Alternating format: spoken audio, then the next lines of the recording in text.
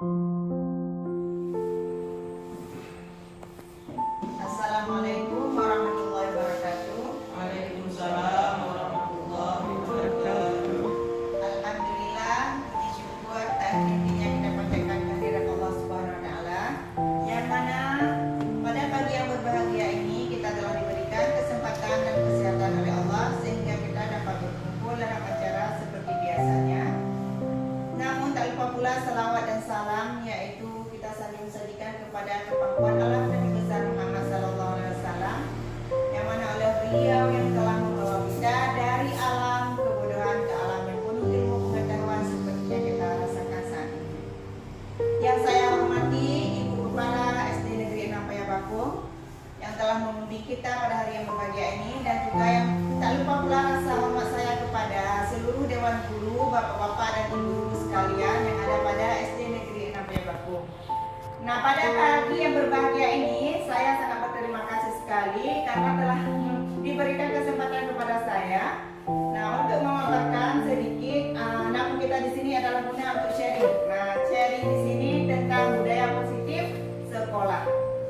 Baik Bapak Ibu semuanya, nah di sini saya akan memaparkan sedikit materi kita pada hari ini tentang budaya positif sekolah.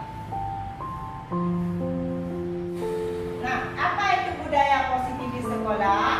Nah, namun budaya itu tidak asing lagi seperti yang pernah kita dengarkan. Nah, sebelumnya kita pernah mendengarkan tentang budaya. Apa itu budaya? Kebiasaan. Nah, budaya itu kebiasaan. Nah, ataupun kebiasaan yang sering kita lakukan baik pada diri kita sendiri maupun di lingkungan masyarakat. Nah, seterusnya kita lakukan di sekolah. Nah, sekarang budaya positif di sekolah kita. Nah, apa itu budaya positif di sekolah? Kebiasaan yang baik. Iya, kebiasaan yang baik yang pernah kita laksanakan di sekolah. Misalnya seperti kita sudah menerapkan budaya 5S. Apa itu budaya 5S? Senyum, sapa, salam, sopan, santun. Bagus sekali. Nah, kita sudah menerapkan budaya 5S, yaitu dengan senyum. Nah, pertama jumpa kita dengan senyum, kemudian kita sapa, dan kemudian kita melakukan budaya positif dengan salam. Nah, dan juga ada sopan dan santun. Baik. Nah, itu yang sudah sering kita laksanakan di sekolah kita. Nah, kemudian budaya positif di sekolah yaitu nilai-nilai dan kebiasaan-kebiasaan di sekolah yang berpihak kepada peserta didik agar mereka dapat berkembang menjadi pribadi yang kritis, penuh hormat dan tanggung jawab. Nah, makanya di sekolah kita harus kita terapkan kebiasaan yang baik. Jadi nanti dia akan menimbulkan akan jadi sebuah kebudayaan. Nah, dan kita menerapkan kebiasaan, nanti di sekolah kita akan membudaya. Seperti kita sudah menerapkan kebiasaan salaman. Nah, salaman di waktu pagi, nanti kita juga akan membudayakan di sekolah kita. Baik, selanjutnya perubahan paradigma. Nah, perubahan paradigma, tolong Ibu Fitri Wahyuni dibacakan. Perubahan paradigma. Untuk membangun budaya yang positif, sekolah perlu menyediakan lingkungan yang positif, aman dan nyaman agar murid-murid mampu berpikir, bertindak dan mencipta dengan merdeka, mandiri dan bertanggung jawab. Lazimnya disiplin dikaitkan dengan kontrol. Dalam hal ini kontrol guru dalam menghadapi murid. Nah, perubahan paradigma. Nah, bagaimana perubahan paradigma itu? Nah, perubahan paradigma itu untuk membangun budaya yang positif. Nah, budaya yang positif sekolah, sehingga kita perlu menyediakan lingkungan yang positif. Untuk membangun sekolah yang budaya positif di sekolah, maka kita harus menyediakan lingkungan yang positif, yang aman dan nyaman agar murid kita mampu berpikir. Nah, sehingga mereka mampu bertindak dan menciptakan dengan murid yang merdeka.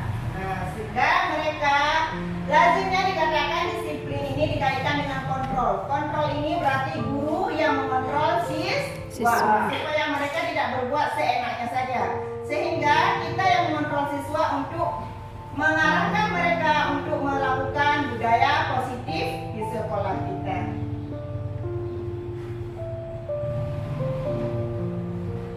Nah, selanjutnya perubahan paradigma juga untuk membangun budaya yang positif di sekolah. Nah, sama juga seperti yang tadi, dengan menciptakan merdeka, mandiri dan bertanggung jawab kepada anak siswa kita. Nah, sekarang seandainya Anda dan teman Anda akan melakukan kegiatan, cobalah buka. Nah, kegiatan cobalah buka. Anda adalah A. Nah, tugas Anda adalah mengepalkan salah satu tangan Anda. Coba Anda bayangkan bahwa Anda menyimpan sesuatu yang sangat berharga di dalam tangan Anda. Nah, Anda perlu menjaga benda tersebut sekuat tenaga Anda karena begitu pentingnya untuk kehidupan Anda. Nah, tugas rekan Anda B adalah mencoba dengan segala cara untuk membuka kepala ataupun menggoda, menggelitik, bahkan menawari Anda uang agar Anda bersedia membuka kepala Anda. Coba lakukan kegiatan cobalah buka. Nah, di atas dengan cara bergantian. Nanti kita akan melakukan percobaan.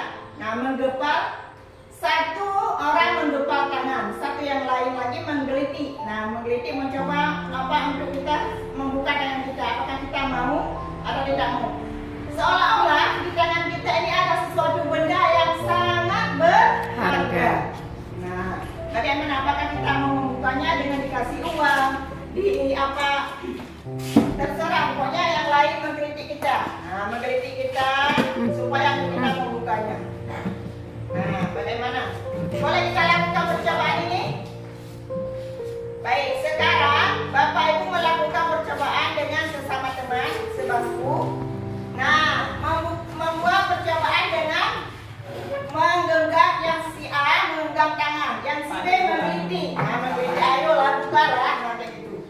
Nah, seakan-akan dalam tangan kita ada sebuah benda permata yang sangat berharga. Nah, bagaimana pendapat Anda? Oke, kita mulai ya. 1, 2, 3.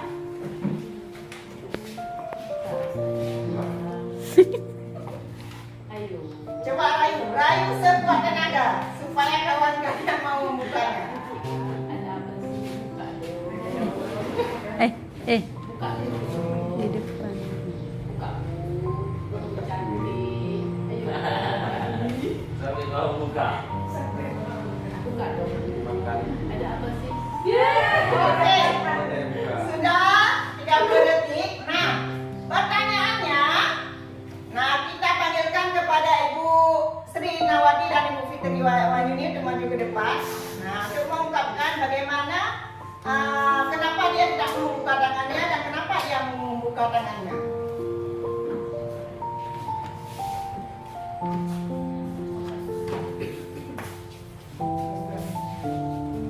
Oke. Nah, sekarang kenapa Ibu Fitri Wanyuni mau membuka tangannya ketika digelintik oleh kawannya? Karena kasihan lah udah dirayu. Jadi karena rayuannya gimana ya saya Iya. Nah, bagaimana dengan pendapat Ibu Sri Nawati? Nah, saat menggelitik kawannya, nah, apakah kenapa Anda ingin sekali Ibu Fitri Wanyuni untuk membuka tangannya? Karena penasaran apa sih yang ada di tangannya, kok klik kali nggak bisa dibuka-buka. Jadi saya rayu gimana pun terus terbuka. Iya. Bagus sekali. Terima kasih Ibu Sri Nawati. Nah, itu. Nah, saat kita menggepalkan tangan berarti perasaan kita di situ ada sesuatu yang sangat berharga. Nah, itu yang mengendalikan tersebut adalah kita sendiri. Nah, pada saat kita menggepalkan tangan berarti kita harus mengendalikan sesuatu. Begitu juga kepada siswa kita. Siswa kita yang mengendalikan siswa kita adalah diri kita sendiri. Bagaimana siswa kita dapat menumbuhkan karakter yang baik. Nah, jadi kita sendiri yang mengendalikannya. Baik, selanjutnya. Nah, menurut Ki Hajar Dewantara bahwa tujuan pendidikan yaitu menuntun segala kodrat yang ada pada anak-anak agar mereka dapat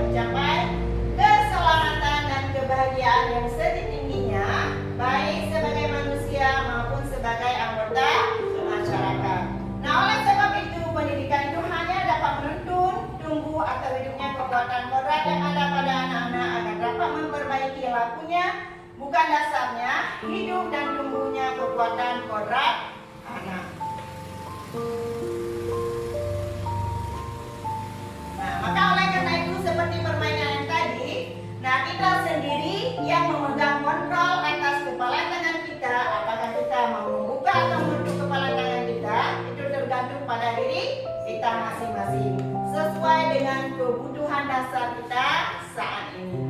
Nah, bagaimana dengan kebutuhan yang diperlukan oleh anak didik kita? Nah, maka kebutuhan itu kita sendiri yang mengontrolnya. Tidak mungkin orang lain yang mengontrolkan kebutuhan, yang memberikan kebutuhan kepada anak didik kita. Harapan.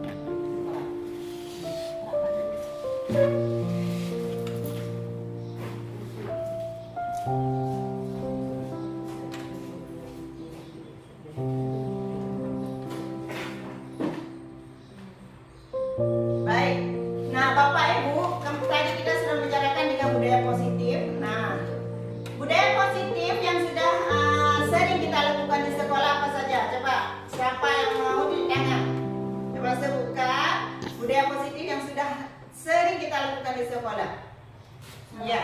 Bersalaman, Bu. Iya, bersalaman. Boleh kita bersalaman di waktu pagi hari, kemudian setelah proses pembelajaran. Oke, selanjutnya apa lagi? Kebiasaan yang sudah kita lakukan di sekolah.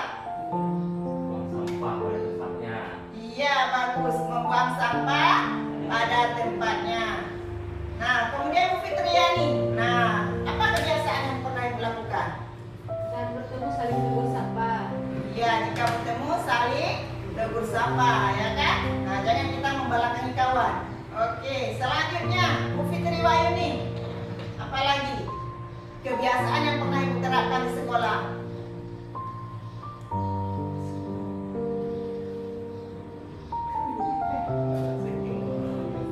Iya, dengan senyum. Nah, kita juga harus senyum dengan semua orang karena senyum itu juga merupakan sedekah. Maka kita harus menerapkan kepada anak didik kita agar bisa senyum. Nah, baik.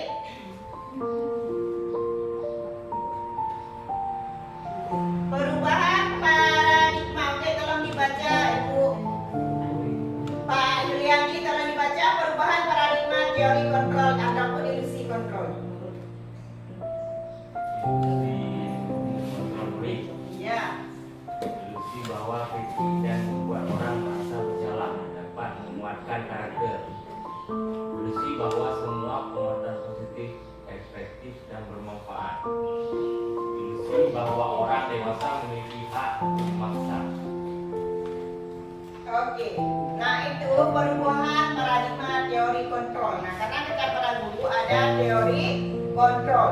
Nah, ilusi guru mengontrol murid. Nah, guru mengontrol murid. Kemudian ada juga ilusi bahwa kritik dan membuat orang merasa bersalah dapat menguatkan karakter. Nah, kita nanti pada siswa tidak lagi menghukum siswa, tapi kita membuat siswa tersebut merasa bersalah. Nah, dengan kita membuat siswa merasa bersalah, nanti dia akan menimbulkan karakter yang baik. Jangan kita menghukum lagi. Nah, selanjutnya ilusi bahwa semua pengetahuan positif, efektif dan bermanfaat. Ada juga ilusi orang dewasa memiliki hak untuk memaksa.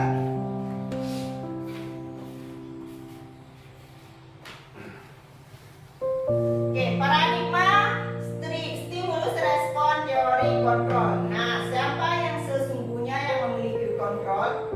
Nah, stimulus respon itu yang pertama kita mencoba mengubah orang agar berpandangan sama dengan kita. Nah, stimulus itu mengubah. Bagaimana mengubah cara pandang orang lain agar sama dengan kita? Maksudnya di sini, nah kita saat membimbing siswa, nah kita harus misalnya kita ingin berkarakter siswa dengan karakter yang baik. Nah, mereka harus membudayakan salam.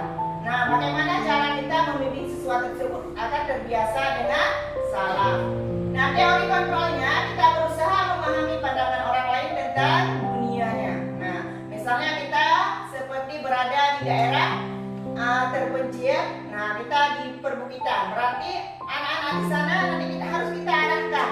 Nah, sedikit demi sedikit harus kita arahkan dengan berkarakter baik. Nah, tadi mereka belum bisa membaca Asmaul Husna.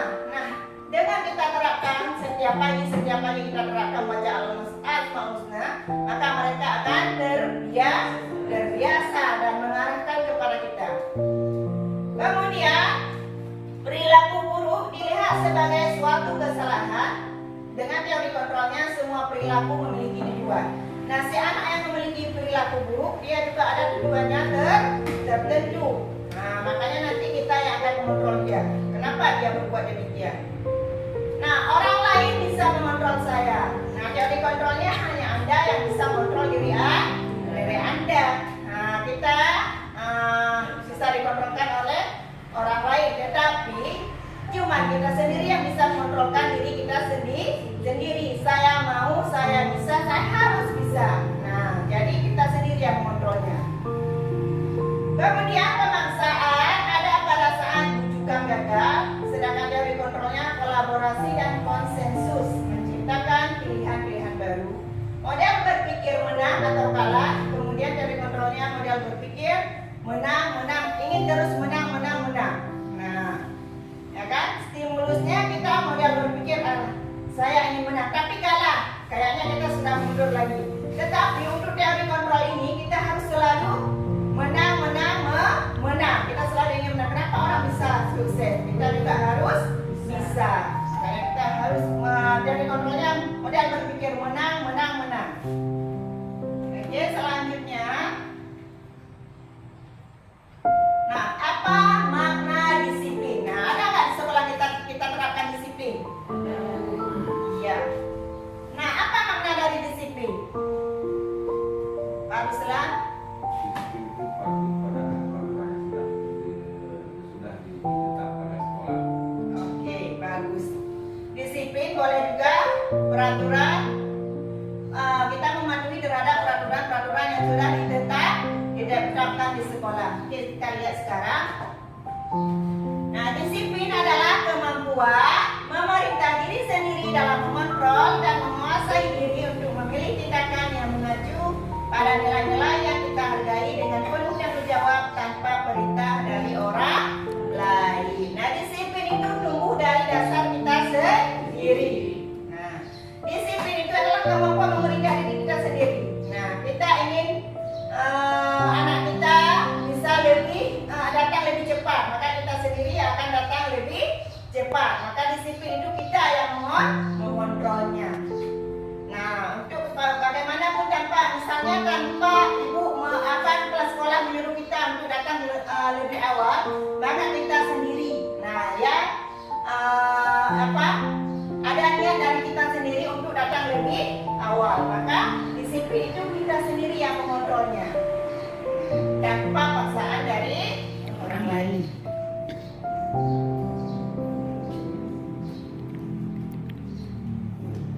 Nah, selanjutnya ada teori motivasi perilaku manusia. Nah, teori motivasi perilaku manusia coba dibacakan Bu Fitriani. Teori motivasi perilaku manusia. 1. Untuk menghindari ketidaknyamanan atau hukuman. Apa yang akan terjadi apabila saya tidak melakukannya? Itu merupakan motivasi eksternal. Yang kedua, untuk mendapatkan imbalan dari orang lain atau institusi apa yang akan saya dapatkan apabila saya melakukannya. Itu motivasi eksternal. Yang ketiga, untuk menghargai diri sendiri, saya akan menjadi orang yang seperti apa bila saya melakukannya. Itu merupakan motivasi internal. Oke. Nah, itu teori motivasi perilaku manusia. Ada motivasi eksternal dan ada motivasi internal. Untuk eksternalnya ada dua. Yang pertama, untuk menghindari ketidaknyamanan ataupun hukuman. Nah, apa? Misalnya, apa yang akan terjadi apabila saya tidak melakukannya? Nah, itu kan misalnya ada sebuah hukuman. Kalau tidak berbuat ini, kalau tidak membuat modul pada saat kita mengajar tidak menggunakan modul ajar, maka kita akan dikenakan sanksi. Nah, maka kita itu merupakan motivasi eksternal dari luar. Maka kita akan bagaimana kita ingin melakukannya. Nah, harus melakukannya, ya kan? Harus membuat modul ajar saat mengajar di kelas. Kemudian yang kedua, untuk mendapatkan imbalan dari orang lain, ataupun institusi. Nah, kita kepingin supaya kita ini diberi imbalan oleh orang lain. Nah, saya mau berdiri di depan supaya saya nanti diberi uang oleh kepala sekolah. Maka Nah, itu juga merupakan motivasi eksternal. Nah, apa yang akan saya dapatkan apabila saya melakukan ini? Nah, saya mau misalnya apa? Membuat kegiatan ekstrakurikuler supaya saya nanti mendapatkan imbalan lebih dari kepala sekolah. Nah, itu juga motivasi eksternal, ya kan? Selanjutnya, motivasi internal. Nah, motivasi internal itu untuk menghargai diri kita sendiri. Ini itu dari dalam, berarti untuk menghargai diri kita sendiri. Saya akan menjadi orang yang seperti apa bila saya melakukannya, ya kan? Nah, itu motivasi internal. Saya ingin melakukan pembelajaran yang berdiferensiasi. Saya ingin melakukan pembelajaran membentuk karakter siswa. Nah, maka saya akan menjadi orang yang seperti apa apabila saya nanti akan melakukannya. Pasti kita akan lebih baik lagi apabila kita melakukan pembelajaran yang seutuhnya kepada murid kita. Apa ice breaking dulu, supaya kita lebih semangat, ya. Nah, ice breakingnya kita dengan melakukan tembak dor. Boleh? Boleh. Oke. Nah, ini kita mulai dengan supaya mengingat tentang kalipatan. Nah, kalipatan matematika, ya kan? Nah, nanti tentang kalipatannya nanti pas di kalipatan jangan lagi bilang angkanya. Nanti kita tembak dor, ya. Misalnya kalipatan 2, kita menghitung mulai dari 1. Bilang 1, Ibu Li nanti bilang dor. Nah, langsung tembak, ya. Oke, siap? Oke, kita berdiri sebentar, ya, biar lebih semangat.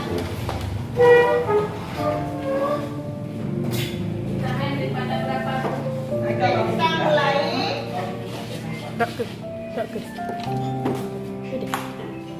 Kita mulai dari kelipatan 2.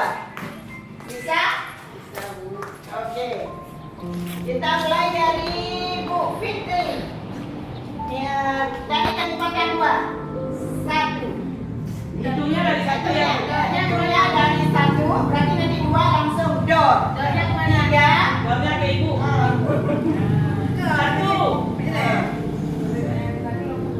Enggak. Enggak mulai 2. Langsung di kelipatan 2 berarti dor. Setelah 2 apa lagi? 3. Dia 4 Yang dor. 4 dengan lagi 4 berarti Dor. dor. Ya. Oke, 1, 2, 3 siap. 1. Oh iya. Oke, siap. Siap. Kelipatan 2 1. dor. Oke. 3 dor. Dor. 5. Dor. Oke, kelipatan 3. 3 terus ya. 1, 2, 1. 2. Dor. 4. Dor. 6. Oke, masih bagus. Nanti siapa Kalau yang ada yang salah, siapa yang kena tembak aja kalau semuanya. Kelipatan 4. 1. 2. 3 dor. Oke. 6. Dor.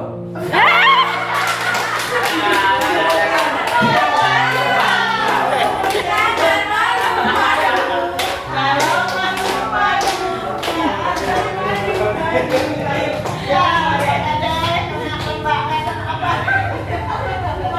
Oke, silakan. Kena sanksi menyanyikan lagu Balapku dengan menggantikan bunyi vokal lo. Ayo. Oke, silakan. 1, 2, 3. Bolongko. 1, 2, 3. Ada. Aduh.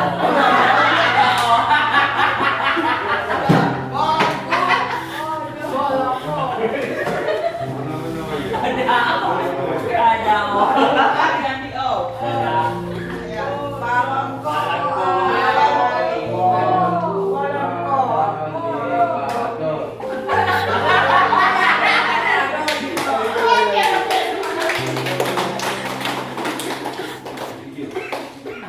Baik, Bapak Ibu. Bagaimana? Kita lanjutkan apa kita selesaikan? Selesaikan. Salah ada yang salah. Kalau organisasi namanya harus ya dari 5 berapa?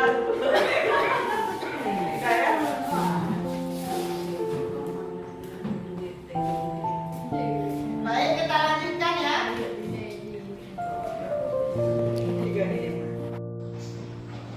Oke, Bapak Ibu. Nah, tadi kita sudah scraping, pasti kita sudah segar, ya kan? Nah, sekarang kita kembali lagi ke laptop. Nah, tadi ibu sudah menyinggung, saya sudah menyinggung tentang kebutuhan dasar. Kita mengontrol siswa sesuai dengan kebutuhan dasar pada murid.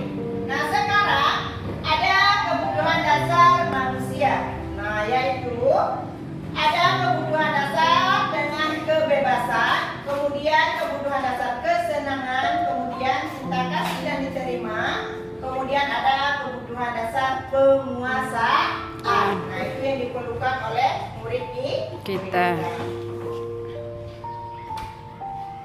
Oke, nah di sini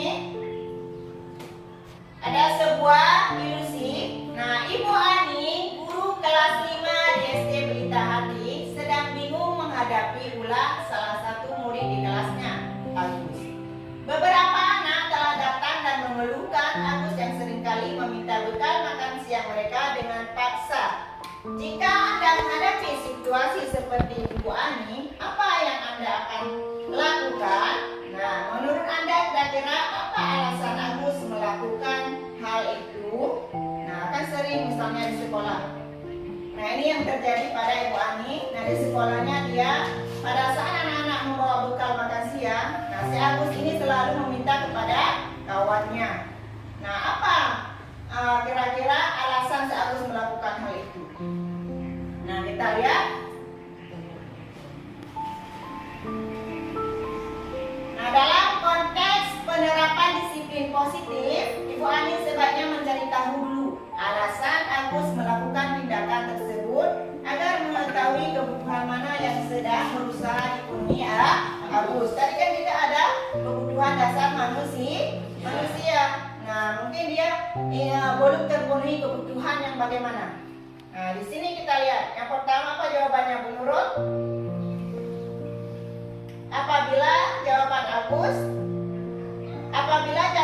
Agus karena ia lapar dan orang tuanya tidak membawanya bekal makanan siang, maka kebutuhannya adalah bertahan hidup. Nah, pada saat nanti Bu Ani menanyakan kepada si Agus kenapa dia melakukan hal tersebut, mungkin si Agus nanti akan menjawab ya, mungkin saya lapar Bu. Nah, berarti itu kebutuhan yang diperlukan si Agus adalah untuk kebutuhan berlangsung hidup. Nah, selanjutnya apalagi jawaban si Agus? Apabila jawaban Agus karena ia senang temannya jadi memperhatikan dia, ya kan? Nah, berarti kebutuhannya di sini adalah cinta dan kasih sayang. Kebutuhannya adalah cinta dan kasih sayang untuk diterima oleh kawannya. Mungkin pernah terjadi di sekolah kita, ya kan? Nah, yang ketiga, apabila jawaban Agus adalah dia merasa hebat karena temannya jadi takut dan menuruti keinginannya, maka kebutuhannya adalah sebagai penguasa. Nah, mungkin pada saat dia meminta makanan pada orang lain jadi takut kepada dia, maka dia itu di situ kebutuhannya jadi ingin sebagai penguasa. Selanjutnya, apabila jawaban Agus karena dia merasa bosan dengan bekal yang dibawakan ibunya, karena selalu membawakan bekal yang sama, maka kebutuhan Agus di sini adalah dia ingin kebebasan. Nah, jangan yang itu saja kita kasih kepada siswa kita, ya kan? Maka siswa kita juga ingin perlu kebebasan seperti hal Agus tersebut. Nah, selanjutnya apabila jawaban Agus adalah karena iseng saja dan dia menikmati ekspresi wajah temannya yang kesal karena diambil makanannya, maka kebutuhan Agus di sini adalah sebagai kesenangan. Nah, iseng-iseng aja dia mau mengambil makanan kawannya. Nah, setiap makan siang, maka itu menjadi kesenangan, sebuah kebutuhan yang pada dia itu kesenangan Agus. Nah, ingin mengambil makanan kawannya sendiri. Nah, ini kebutuhan yang ada pada siswa kita, seperti sekolah kita. Saya di kelas 2 kemarin ada siapa? Bu Fitri? Rafa. Iya, Rafa sering mengambil punya kawannya, ya kan? Nah, berarti kebutuhan dia nanti kita harus posisi kontrak kita sebagai penyelidik dulu. Nah, kita selidiki dulu kenapa si Rafa ini mengambil punya kawannya. Mungkin dia ada kebutuhan yang belum terpenuhi. Nah, karena tadi ada kebutuhan manusia yang harus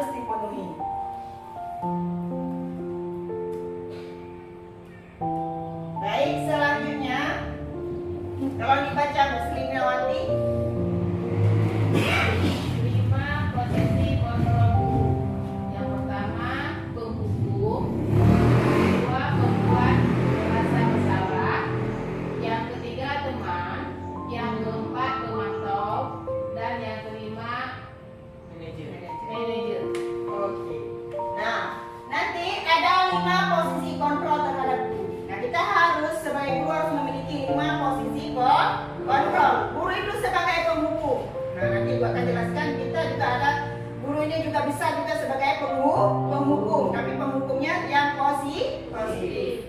Kemudian guru itu juga sebagai pembuat merasa bersalah. Nah, tadi juga Ibu sudah menyinggung bagaimana guru itu membuat merasa bersalah supaya untuk menumbuhkan karakter siswa. Kemudian guru itu juga sebagai teman bagi peserta didik. Nah, guru itu juga sebagai pemantau dan guru itu juga sebagai manajer yang memanage siswanya.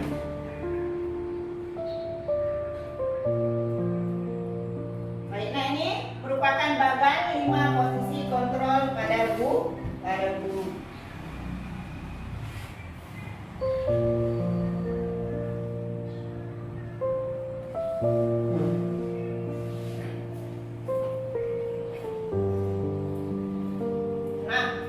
Nah,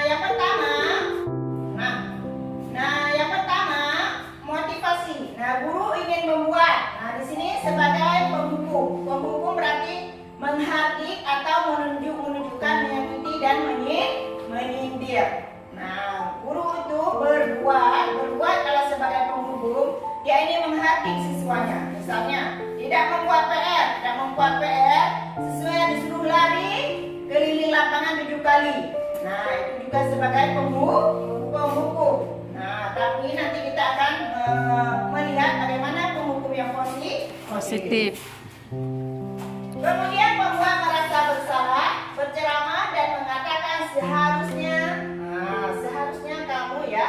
Nah, begini. Nah, itu bagaimana membuat siswa itu merasa bersalah. Baik, selanjutnya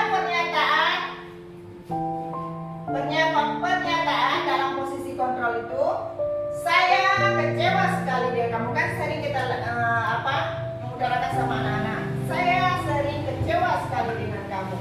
Nah, karena dia mungkin tidak membuat PR, tidak mengerjakan latihan. Nah, saya sering sekali kecewa dengan kamu. Nah, itu membuat siswa ini merasa bersalah. Kamu tidak pernah melakukannya. Nah, kalau misalnya dia tidak mau bergotong royong, kamu tidak pernah melakukan gotong royong ya. Nah, nanti kita akan membuat sebuah hukuman.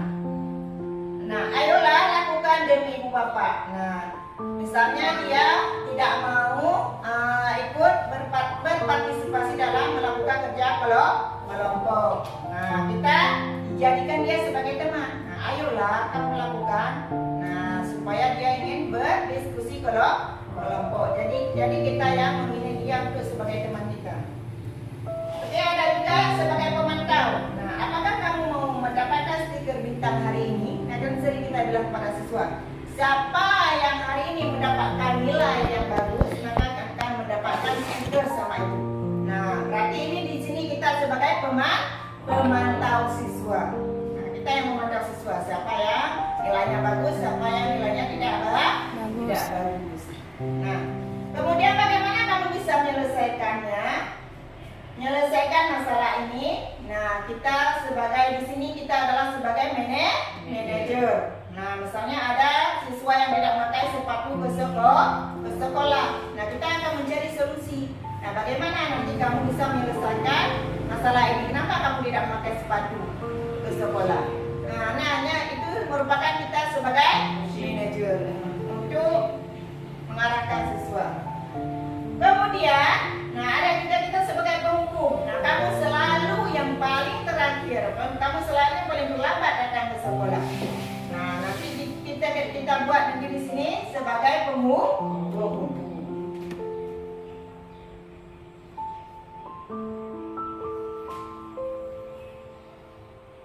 Oke, selanjutnya jadi kita sudah berbicara tentang kedisiplinan. Nah, sekarang ada peraturan dan ada keyakinan kelas ataupun kebijakan yang dituju. Nah, kita juga sering membuat keyakinan ataupun kontrak belajar di kelas. Peraturannya selalu kembalikan buku kepada tempatnya. Jadi keyakinan kelas di sini sebagai apa? Sebagai tanggung jawab. Nah, kemudian kita juga membuat peraturan. Nah, dilarang mengganggu orang lain. Nah, di sini keyakinan kelas ataupun nilai kebijakan yang dituju adalah menghormati orang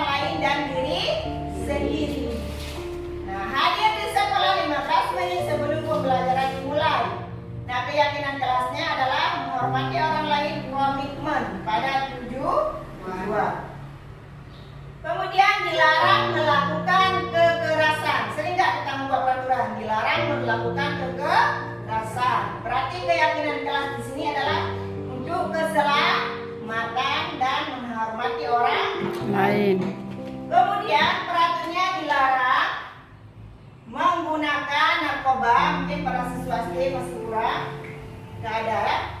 Kemudian bergantian atau menunggu giliran. Nah, menghormati orang lain dengan kesabaran. Berarti nilai kebijakannya bergantian atau menunggu giliran artinya antrian. Nah, pada saat kita melakukan sesuatu kita harus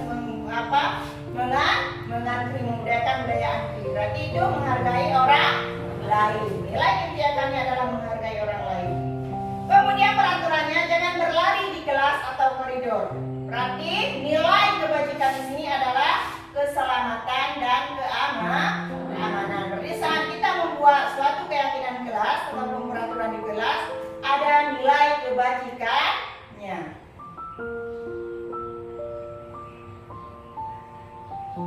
Nah, di sini membuat kesepakatan kelas. Nah, dengan strategi untuk membuat kesepakatan kelas berarti kita harus komitmen. Nah, siswa kita itu harus komitmen. Kemudian tanggung jawab. Nah, pada saat membuat kesepakatan kelas siswa kita juga harus tanggung jawab. Berarti benar ini. Kalau dia sudah membuat kesepakatan dan keyakinan kelas, kita tidak boleh berbicara di dalam kelas. Berarti mereka nanti tidak boleh berbicara di dalam kelas. Kemudian saling menghargai, jujur dan peduli. Ini strategi pada siswa kita.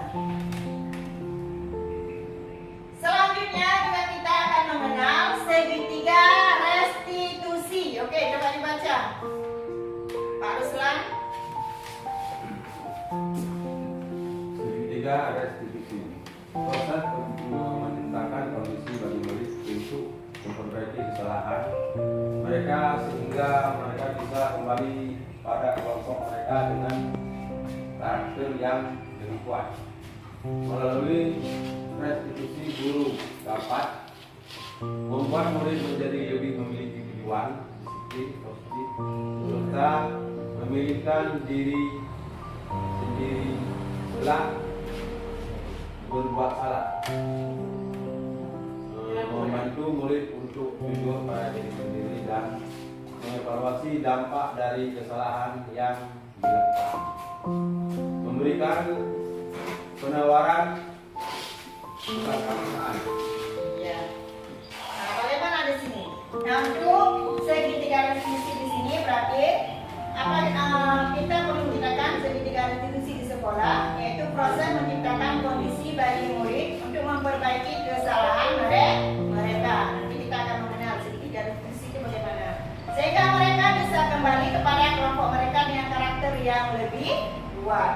Nah, jadi melalui segitiga restitusi ini, guru dapat membantu murid menjadi lebih memiliki tujuan disiplin, positif, serta memulihkan dirinya setelah berbuat salah.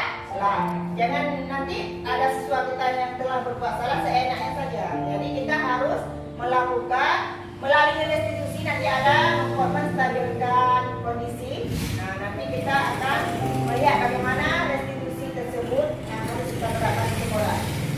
Kemudian membantu murid untuk jujur pada diri sendiri dan mengevaluasi dampak dari kesalahan yang telah dilakukan.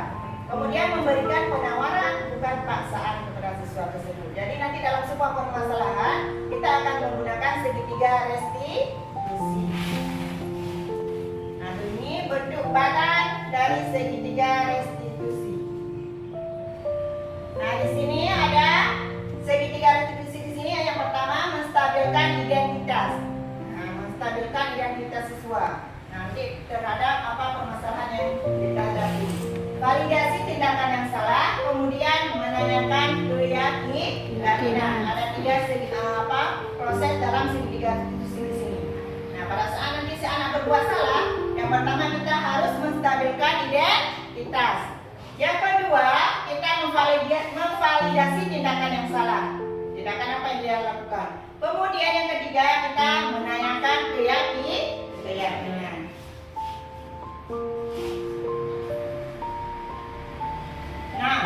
Berikut tahapan segitiga restitusi. Yang pertama, menstabilkan identitas. Bagaimana menstabilkan identitas? Berarti berbuat salah itu tidak apa-apa. Ya, yang pertama berbuat salah itu tidak apa-apa. Nanti kita akan menjelaskan kepada anak tersebut. Semua orang pasti tidak ada yang sempurna. Pasti ada yang berbuat salah. Maka nanti kita akan menstabilkan identitas. Kemudian tidak ada manusia yang sempurna. Saya juga pernah melakukan kesalahan seperti itu. Kita bisa menyelesaikan ini. Nah, kemudian Bapak, Ibu tidak tertarik mencari siapa yang salah, tapi Bapak ingin mencari solusi dari permasalahan ini. Nah, itu kata-kata nanti pada saat kita melakukan segitiga restitusi terhadap permasalahan siswa. Kemudian tahapan validasi tindakan yang salah. Nah, pada saat validasi tindakan yang salah, kita juga bisa mengatakan padahal kamu bisa melakukan yang lebih buruk dari ini ya. Nah, untuk dia merasa bersalah. Kamu pasti punya alasan mengapa melakukan hal itu. Nah, kemudian kamu patut bangga pada dirimu sendiri karena kamu telah melindungi sesuatu yang penting buatmu. Nah, itu merupakan validasi untuk validasi tindakan yang salah sesuai dengan permasalahan siswa. Nah, kemudian yang ketiga yaitu menanyakan keyakinan. Nah, menanyakan keyakinan apa yang kita percayai sebagai kelas atau keluarga. Nah, untuk meyakinkan siswa tersebut saat sesuai dengan permasalahannya. Apa nilai-nilai umum yang kita telah sepakati? Apa bayangan kita tentang kelas yang ideal? Kamu mau jadi orang yang seperti apa? Nah, itu nanti keyakinan kita, membuat keyakinan siswa terhadap permasalahannya. Baik, sekian. Nah, berikut kita nanti akan melihat video tentang segitiga restitusi, bagaimana cara saat kita melakukan menyelesaikan sebuah permasalahan di sekolah. Ya. Oke, sekarang kita akan melihat bagaimana cara menggunakan restitusi pada setiap permasalahan di sekolah kita dengan siswa. Waalaikumsalam Zaki. Waalaikumsalam Zaki. Silakan duduk Zaki. Nah, Zaki, kamu tahu ya kenapa kamu? Nah, Zaki, kamu tahu ya kenapa kamu berada di sini? Tahu, tapi belum ada yang baru dari Iya. Nah, sekarang coba kamu ceritakan ya. Nah, sekarang coba kamu ceritakan bagaimana kronologi kejadiannya.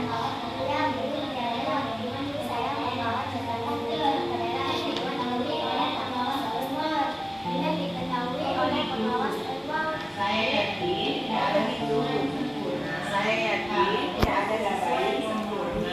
Silakan, kamu sudah baik mengakui kesalahan yang telah kamu lakukan. Apa ya? Sampai kamu itu harus menjadi apa ya? Sampai kamu itu harus menjadi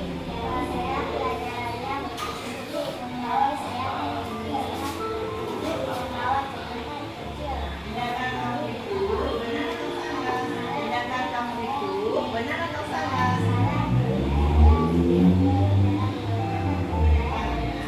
Apa yang akan kamu lakukan? Apa yang akan kamu lakukan saat ujian berlangsung?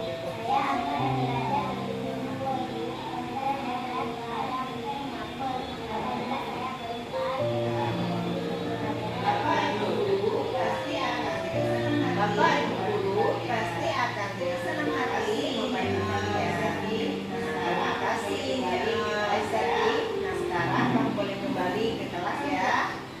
Nah, itu merupakan bagaimana cara kita memvalidasi tindakan siswa, kemudian menstabilitaskan identitas siswa, dan kita juga membuat keyakinan. Nah, berarti kita tidak menghukum secara negatif, kita menghukum secara positif dan membuat keyakinan kepada siswa bagaimana terhadap permasalahan yang telah dilakukannya, ya kan? Nah, begitulah bentuk restitusi yang kita lakukan nanti pada saat kita di dalam kelas menghadapi siswa kita, permasalahan terhadap siswa kita.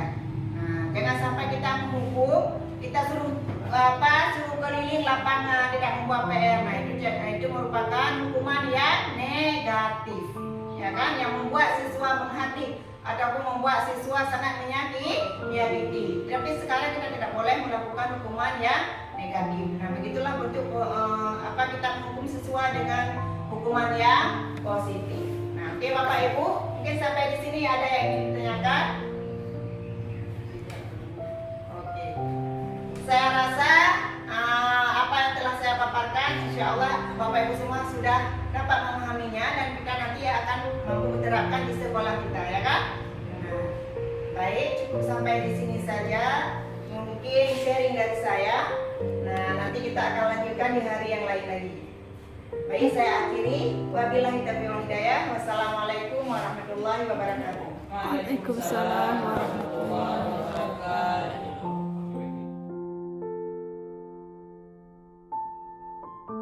Assalamualaikum warahmatullahi wabarakatuh. Perkenalkan, saya Ibu Fitri Wahyuni. Saya selaku teman sejawat dari Ibu Musnayati. Saya sangat senang sekali dengan paparan Ibu Musnayati tentang diseminasi budaya positif. Sekolah sangat menginspirasi bagi saya dan dapat diterapkan di sekolah. Sekian dari saya. Wassalamualaikum warahmatullahi wabarakatuh.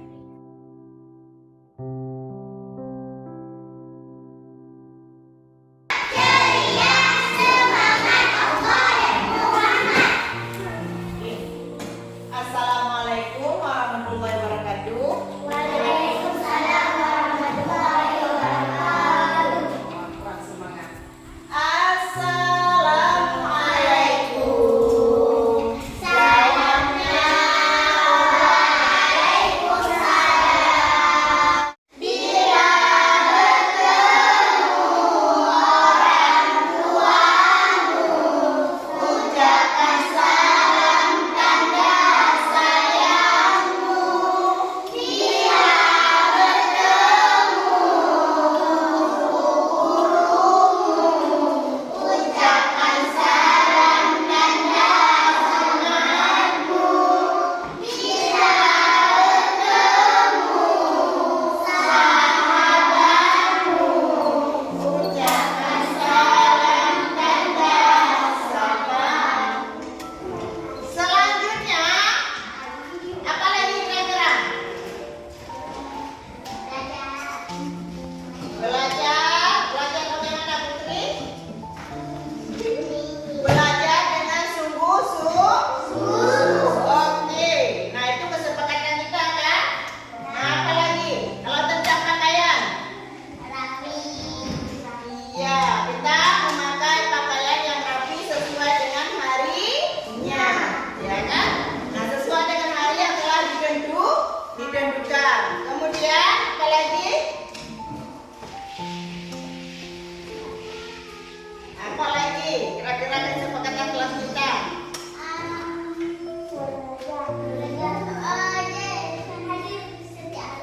Hadir di setiap hari. Kalau kita tidak ada halangan. Kalau tidak berhalangan, maka kita akan hadir setiap hari. Oke, selanjutnya. Mengerti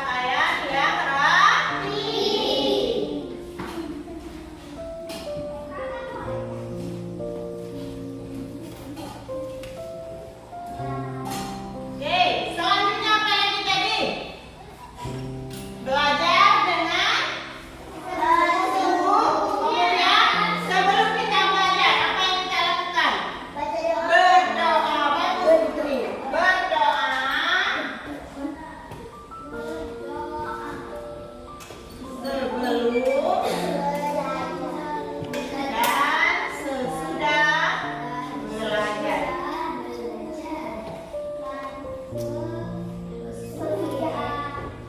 sepakat ya. Yang nomor 3 kita berdoa sebelum dan sesudah belajar. Yang keempat, belajar dengan sungguh.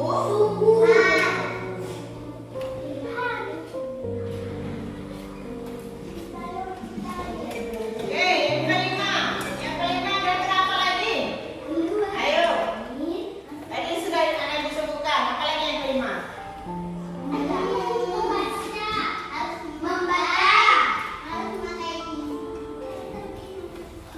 Mengerjakan tugas atau PR dengan cepat. Iya.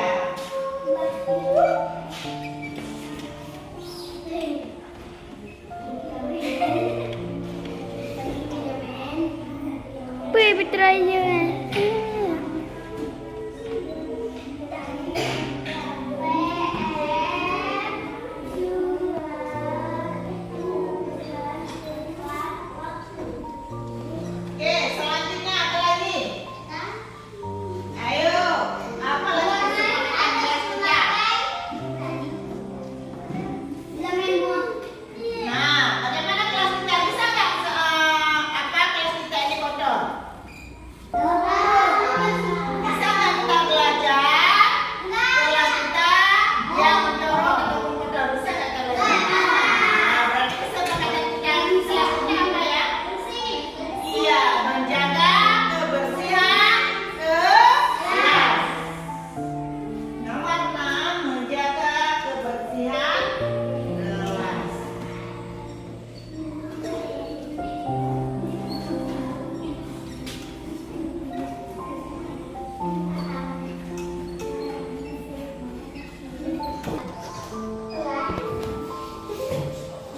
Apalagi? Ya, itu merupakan peraturan kelas. Namun yang kelas kita jujur. Oke.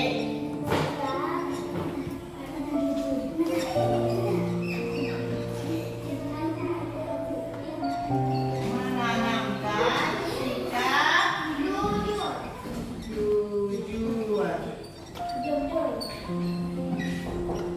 Kemudian, 8, tidak membedakan satu sama lain.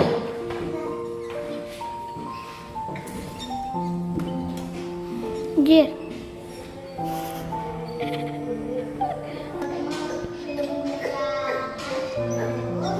Ya, tadi Putri bersikap ramah, baik, sopan dan santun.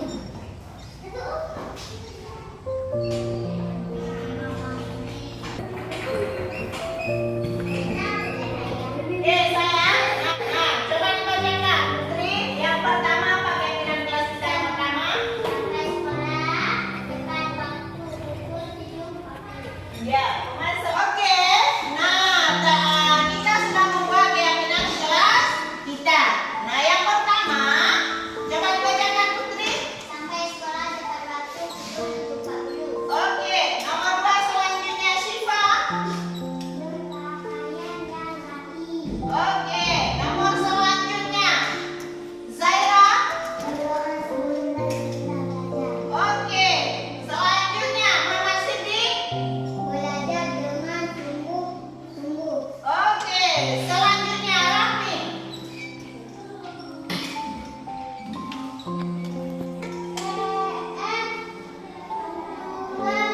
Tidak. Oke, selanjutnya Zahra. Oke, Saidil. Ya, menanamkan. Oke, selanjutnya Naila. Ya, yang ke-9 coba Farel.